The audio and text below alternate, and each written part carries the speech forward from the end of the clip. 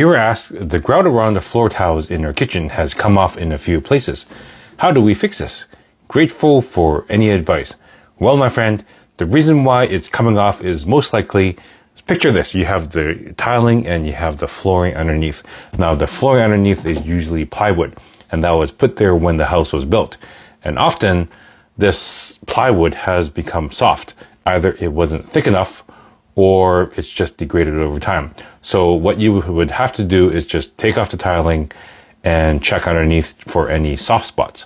Now, if there aren't any soft spots, there's one of two ways, actually one of three ways that you can fix it.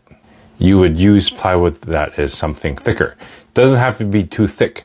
A lot of plywood is 1/2 inch. You just need 1/8 of an inch more, so 5/8.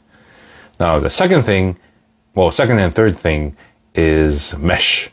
They're either sold as orange mesh like this, that's made out of a plastic, or metal mesh like this, and you just lay it down. The advantage of this mesh is that you don't have to rip out all that plywood. First of all, it costs more, and secondly, it's just a lot of work to rip out the plywood and to put new plywood down.